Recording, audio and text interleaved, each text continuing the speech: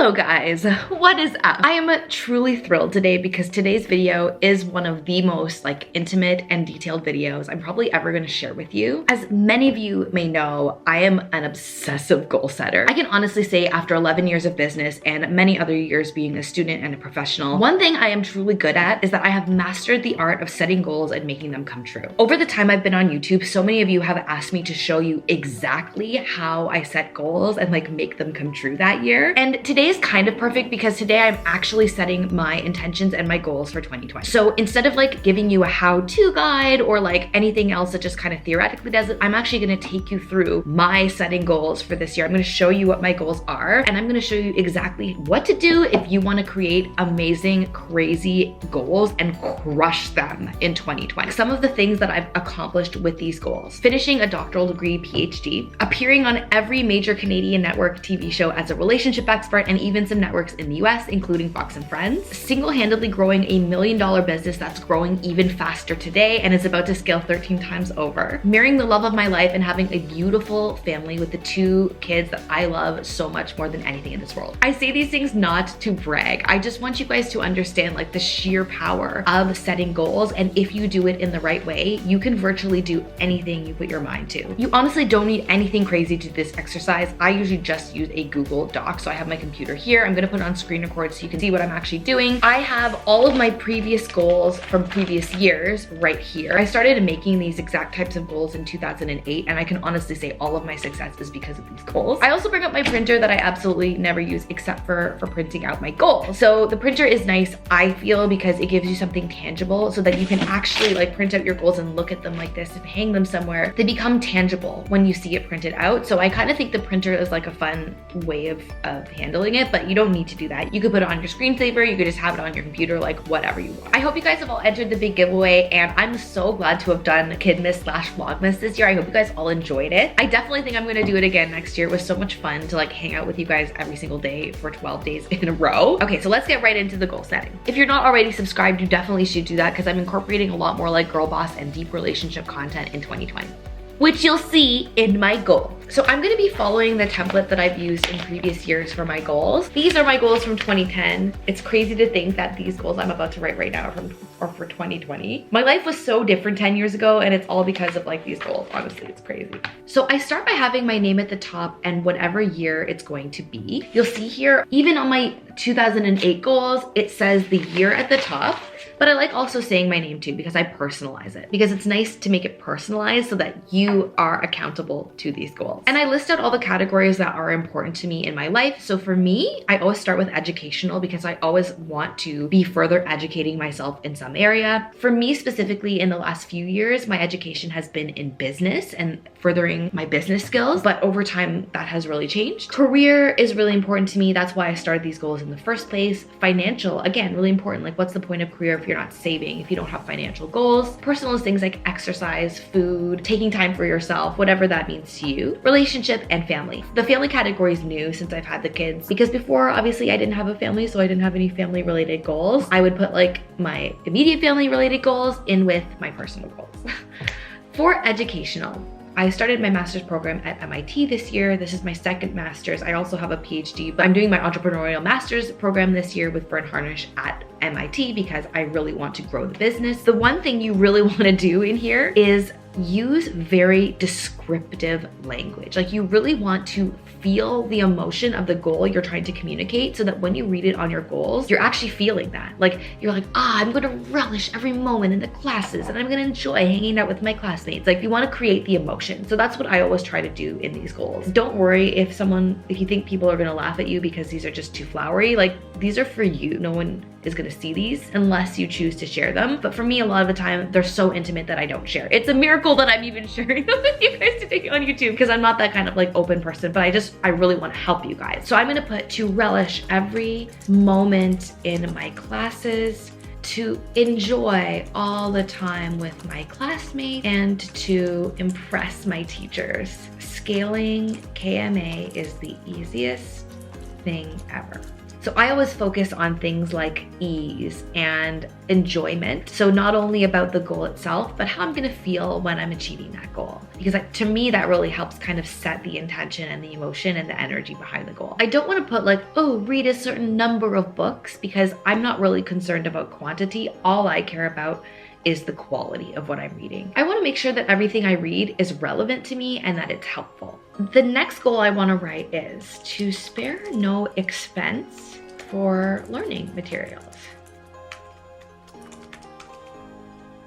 So sparing no expense, and now this sounds really extravagant, but in my experience of setting goals, I've learned that the sparing no expense for learning thing is actually really helpful. If you kind of deprive yourself or cut your expenses when it comes to investing in yourself, I feel like that's very limiting. But if you're able to say, you know what, when I'm investing in myself, I'm actually improving my chances of growing and making it to where I want to go faster so that I can have that income, I think it's really important. So for me, my biggest expense has always been education. It's been in travel. I did my PhD in London, England over 7 years. I traveled back and forth. That was very expensive, but it paid it for itself in dividends with the educational credentials I got. Books are another thing. Like, yes, you can be frugal with books. Like, you can get them used, or you can get them from a friend or from a library. But to deny yourself the actual learning because of expense, I think it can be a little bit short-sighted. So like when people are like, oh, I can't afford to learn, I'm like, bullshit. Come on, that is actual bullshit. Like, you can always afford to learn. For me, I've been really interested this year in courses. So I'm gonna say here as a subheading, I'm gonna complete my Grace Lever doing course. So this is a course that I've already purchased from someone who is like honestly an incredible female entrepreneur, and my YouTube analytics course. What's so great about education these days is that there are a lot of professional selling courses online. You can find basically anyone teaching anything. Even the site masterclass I've used quite a bit, because like their courses are actually so good and you're learning from people who are genuinely experienced in the things that you might want to do. I would say like, don't be skeptical. These might seem like very addy when you find them on Facebook or Instagram, but I have found that when I sign up for courses like that I'm really interested in, they actually are very valuable and they're coming from people with a lot of knowledge. And if they're successful in selling their program, that tells you something about how great the quality actually is. So I bought a couple of courses online, including the Grace Lever course and a YouTube analytics course, and I found them to be like so helpful. Career usually involves business. For me, if you have a career at a company, this is where your career goals would go. For me, I have two businesses. I have KMA Therapy and I have Ask Kimberly, and both of those are legitimate corporations. So when I write my career goals, I write them for both companies. I just want to be very clear. I'm not going to write the company goals on here. We do have like a separate sheet for all of our specific company goals and what our objectives are for the company. On my goals, it's more for like, how do I see my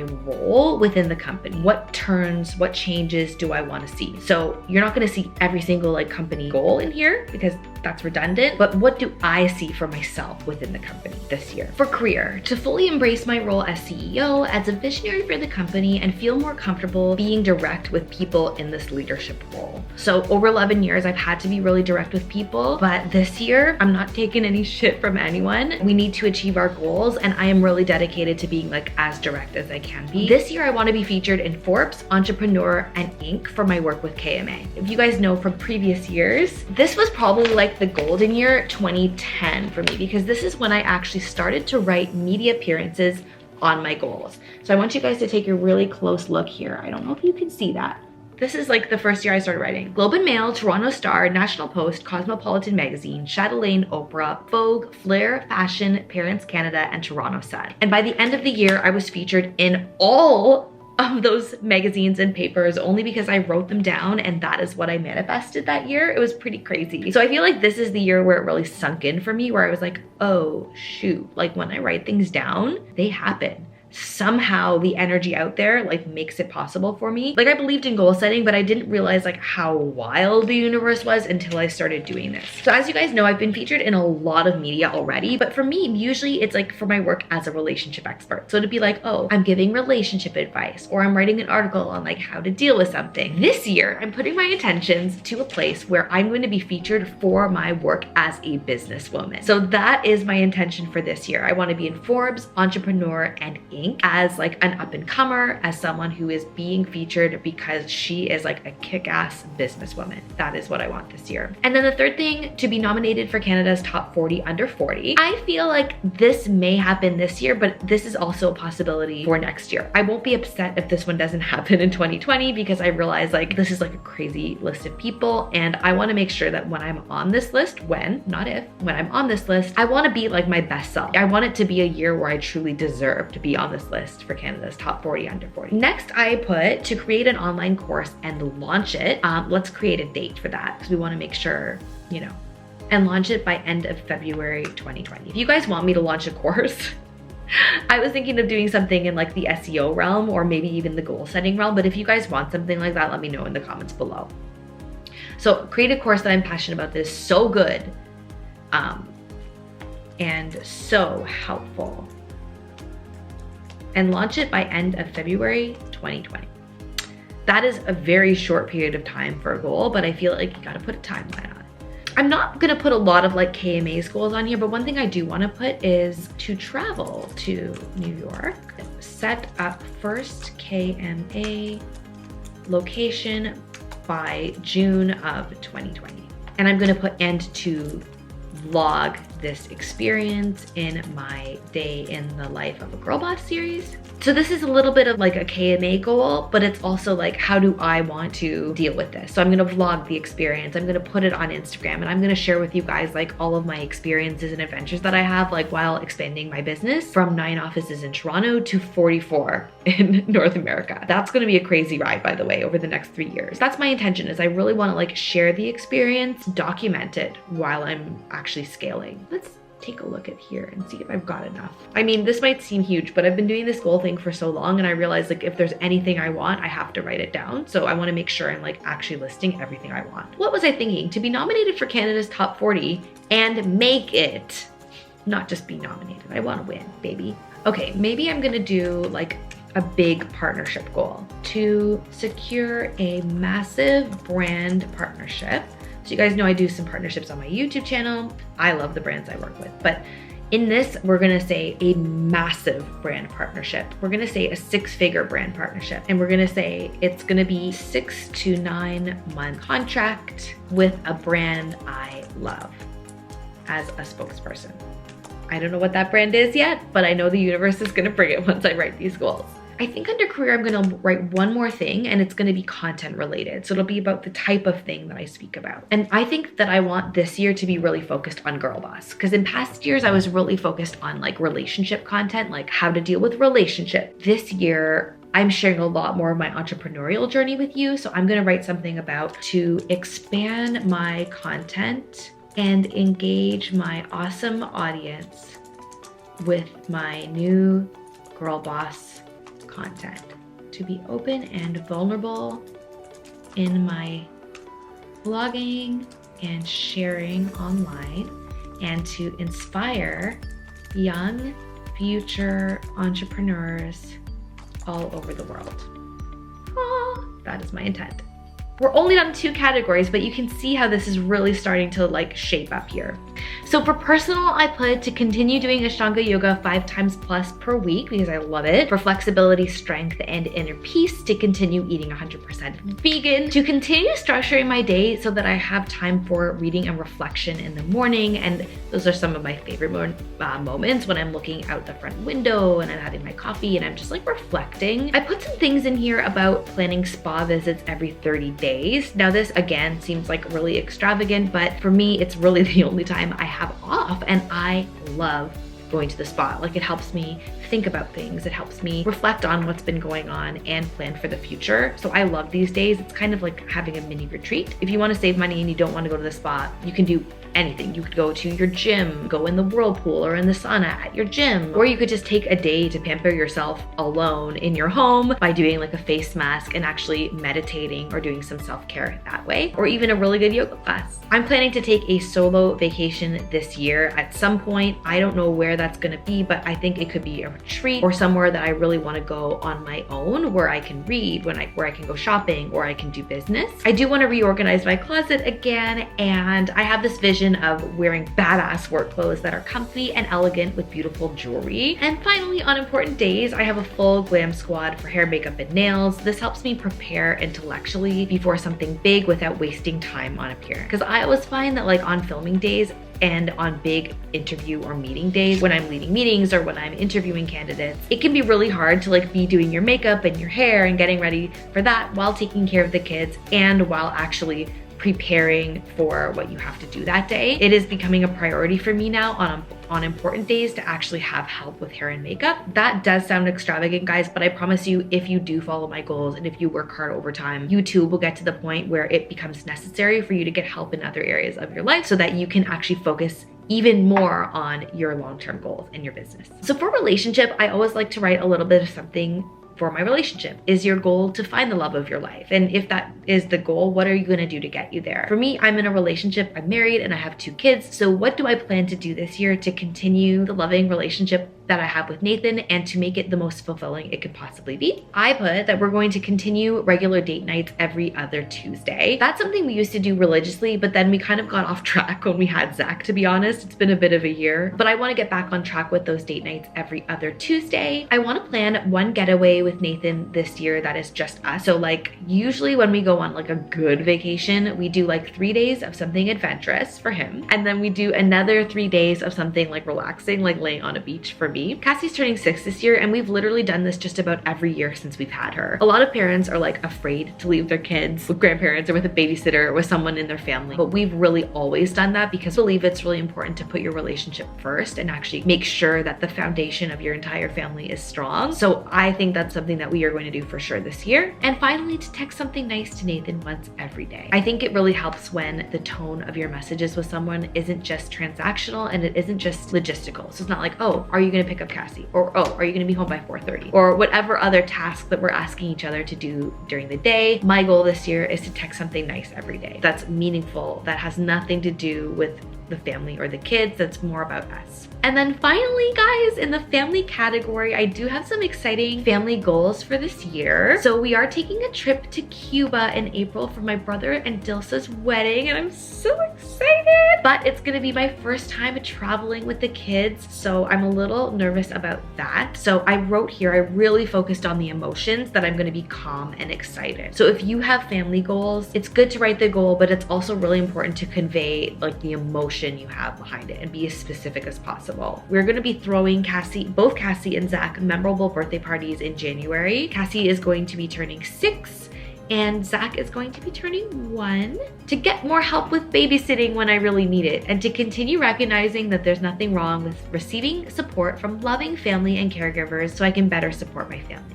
To hire Alora to organize our kitchen and family room, front hall, closet areas by May of 2020. To get our house ready for our YouTube house tour.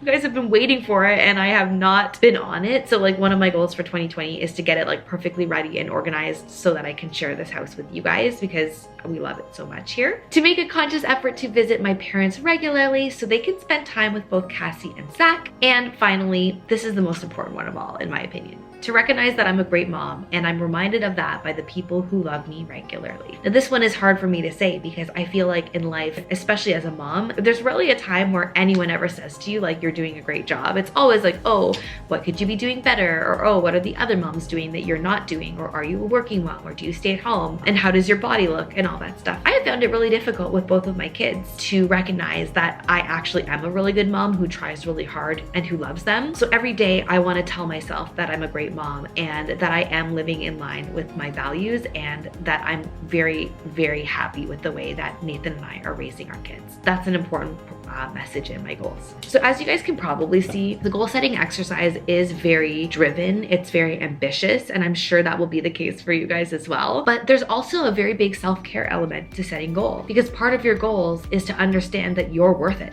and that you are special and talented. And if you work hard, you can achieve what you want, but you do have to invest in yourself. You do have to give yourself time and space to think and be creative and to take care of yourself. Because if you don't do those things first and foremost, you won't have time or energy to actually focus on your goals. So if there's any big takeaway that I have from years and years and years of setting these goals, that is what it is. Now finally guys, the final step to the goal setting exercise that I do is you print out the goals, you put them on the wall or wherever you like, and then you just start living your life. And if you do it correctly, then crazy things are gonna start happening just like they started happening to me. You are gonna find that every month or so, when you revisit this list, even if there are things that you forgot about on here, you're gonna go, oh my gosh, wait a minute, that one's ticked off because someone phoned me or some opportunity came up that I wasn't even expecting and it just happened to be on my list of goals. I don't wanna be like pushy, oh, universe, and blah, blah, blah, but the law of attraction is real. And when you put your goals in writing, they do start to manifest. So I would like you to only do this exercise if you're actually serious about your goals starting to come true. Because if that's something that scares you, if you don't want them to actually come true, then don't write them down because they will. Things are gonna start showing up in your life that are very positive, and I'm so excited for you guys to see the fruits of your goal setting exercise this year. If you guys like this video, and if you want more like goal setting or goal set with me type videos, leave me a comment down below because I don't know whether or not I should continue doing this content. It's just something that I love and that I'm really good at and that I'm passionate about. So if you want this kind of content, leave me a comment. And of course, guys, don't forget to subscribe. I love you all, and I'll talk to you later. Bye-bye.